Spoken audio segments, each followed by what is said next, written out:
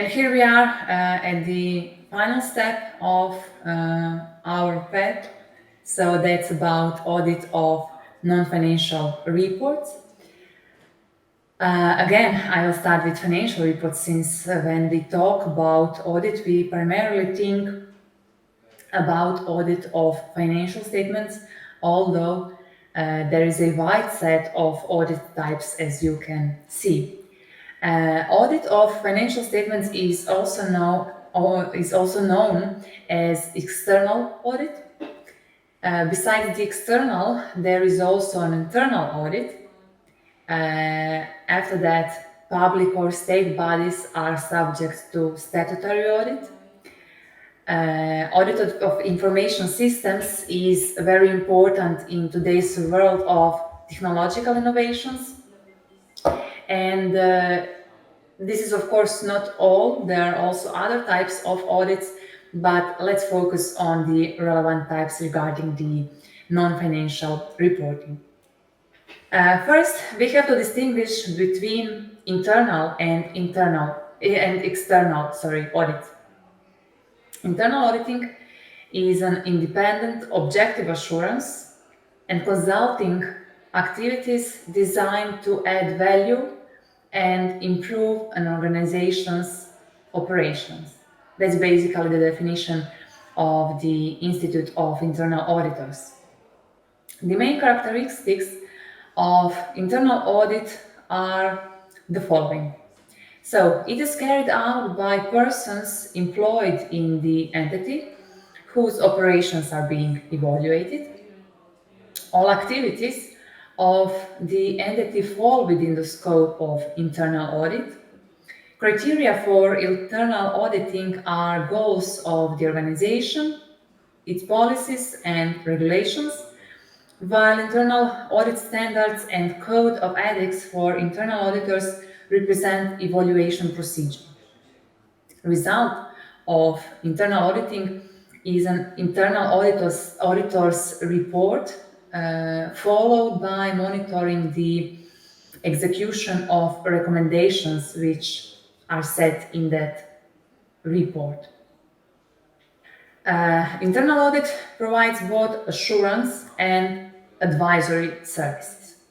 On the other hand, external auditing is carried out by experts, independent external auditors that are certified to perform this task. External auditors primarily examine the true and fair view of principal financial statements, although they can also engage in a number of other activities. The criteria for evaluating the reality and objectivity of financial statements are legal regulations, accounting principles, and accounting standards. And the evaluation procedure itself is carried out in accordance with auditing standards, code of professional ethics, and in line with other regulation. A result of external auditing is independent auditor's report, which is in contrast to internal auditor's report, publicly available and standardized. From the perspective of audit of non-financial statements or providing assurance on non-financial information disclosed, let's first explain the providing assurance term, which actually the audit is. The process of providing assurance can be described as asking an expert to give an independent opinion on the subject for a fee. It is not a form of insurance, since the expert is not offering a guarantee regarding the information that has been assured. Since the disclosed non-financial information is generally not controlled to the same extent as the financial information, the risk of material misstatement is high and can influence decision making. And that is why it is understandable that 97% of investors in a survey conducted by McKinsey, stated that sustainability reports should be subject to some form of audit, in the sense that they need assurance that the published data is reliable and credible. Many organizations have incorporated sustainability related topics and goals in their strategic plans and their missions, encouraged by increased interest from numerous stakeholders who expect to be informed about more than financial results. Therefore, sustainability should be on everyone's agenda, including also every internal auditor. However, identifying the risks associated with environmental, social, and governance factors is still problematic, and since the survey conducted by the Institute of Internal Auditors found that boards and internal auditors rated sustainability as the least important risk among 11 offered risks included in this research. Similar results were also found in a 2021 survey of internal auditors in Canada, where 65% of internal auditors revealed that their organization did not include sustainability related issues in their 3-year internal audit plan. On the other hand, too often it happens that companies publish non-financial information that is not fully supported by relevant data or cannot confirm with certainty that the data does not contain significant errors.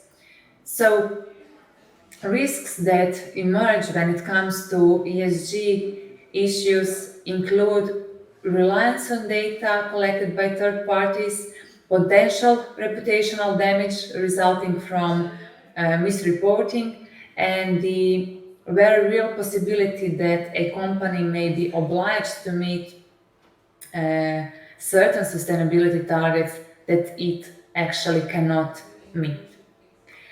Internal auditing in this context can increase security and trust in processes and data related to sustainability, not only for external but also for internal users, based on the collected information, and by that assurance they can make decisions about further business. Due to the growing importance of such kind of reporting, the Institute of Internal Auditors published a white paper in 2021, which you can see here, on the role of internal audit in ESG reporting, emphasizing that independent assurance is necessary for effective reporting on sustainability. According to this report, management is in charge of planning and executing strategy related to ESG factors, identifying relevant indicators used for sustainable reporting, creating related procedures, policies, and internal controls, and for overseeing the compilation of such reports. Internal audit should provide objective and independent assurance on the effectiveness of sustainability risk management, as well as reporting and compliance with relevant regulatory requirements. In addition to the important contribution of internal auditors to reliability and accuracy of non-financial information, stakeholders also often seek a third-party assurance, which might include external auditors or other assurance providers. A third-party assurance might impact companies' sustainability indexes, which is confirmed by the research. So it was found out that having a non-financial information which is assured increases the likelihood of companies' inclusion into the Dow Jones Sustainability Index. In addition, external assurance can have a significant positive effect to a company's value through enhanced brand reputation, lower cost of capital, improved risk management, improved ability to attract and remain employees, and so on. Despite numerous potential benefits of third-party assurance, the current practitioners around the world show that it is not mandatory. In other words, companies might seek the assurance on a voluntary basis. According to the extensive analysis of 656 companies in 19 European countries over a period from 2009 to 2014, companies that are better performing in terms of sustainability are more likely to have their non-financial reports assured voluntarily. The issues regarding voluntary external assurance on non-financial information include the following, according to the same author. There is a range of different assurance providers since the market is unregulated. There is a range of different guidelines on sustainability reporting and assurance since they are not prescribed nor mandatory. And there is no benchmark for assurers due to the voluntary aspect of non-financial reporting and assurance. The voluntary notion of external assurance on non-financial information in the European Union is mentioned in the directive. According to it, statutory auditors and audit firms should only check that the non-financial statement or the separate report has been provided. In addition, it should be possible for member states to require that the information included in the non-financial statement or in the separate report be verified by an independent assurance service provider. So therefore, external assurance is generally not mandatory. The auditor is only required to read and consider other information and check if there are any material inconsistencies between financial and other reports that company publishes. Although providing external or third-party assurance on non-financial information is not mandatory in most countries, the market has been definitely growing. For example, 67% of the top 250 global companies that disclose sustainability reports invest in external assurance, and that's a significant increase from 29% in 2002. In order to investigate the current state of non-financial reporting and assurance, several global organizations conducted extensive research that included 1,400 companies across 22 countries.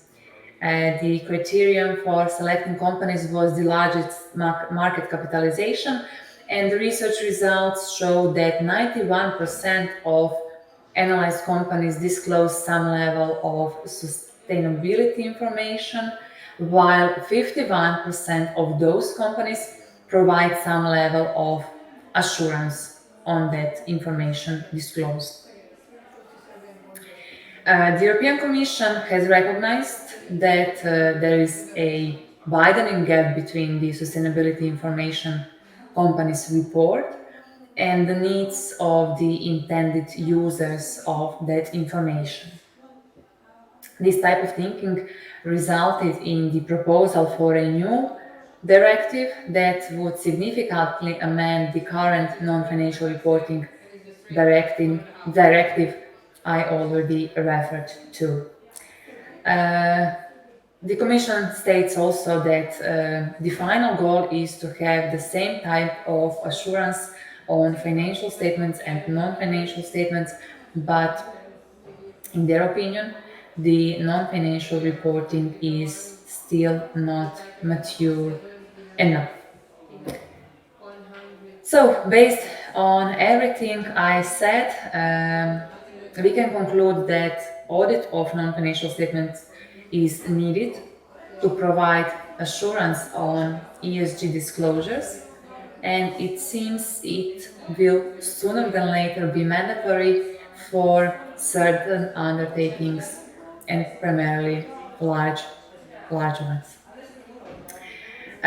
Instead of a overall conclusion, I would like to ask you some questions regarding the non-financial reporting. So, as an introduction, KPMG, among other relevant institutions, regularly conducts surveys in the field of sustainability reporting. In the last one available, which is published in 2020, KPMG professionals reviewed sustainability reports of 5,200 companies in 52 countries and jurisdictions.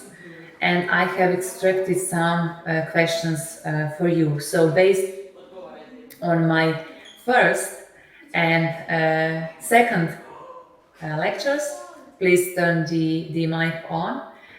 Which are the dominant global standards for sustainability reporting? So, what do you think? Just please turn the mic on because I cannot hear you.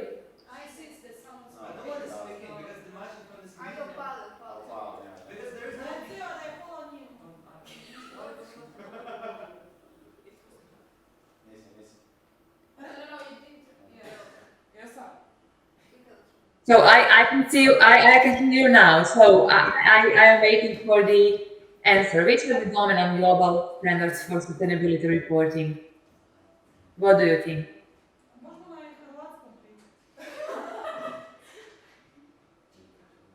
Ali ovo snimamo, pa ne bismo baš trebali. Što, nema nikog drugog, ha? I think it's ESG and ESF reporting. So the dominant global standards are the global reporting initiative standard. Another question, how many companies worldwide report on sustainability? What do you think in percentage?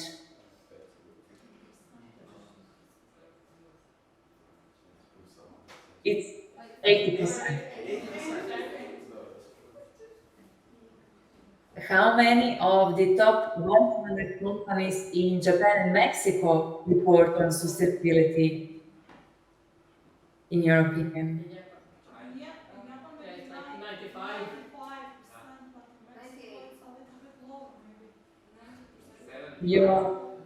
You're very close. It's 100. Another one, which continent has the highest regional sustainability reporting rate?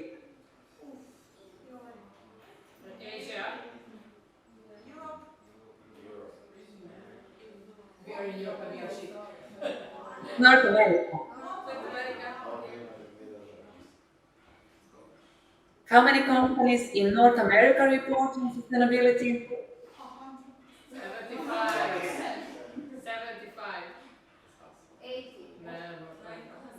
9. Nice. And the final question. Which country is the leader according to the rate of ESG assurance, non-financial audits?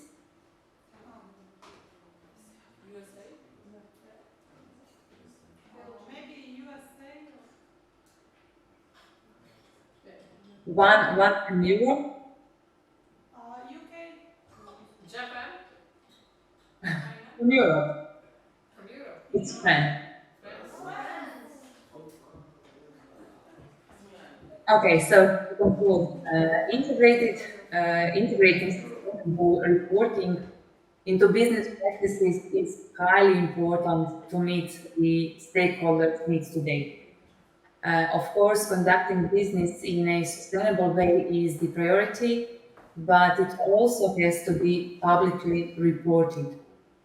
We know now for certain large enterprises or undertakings.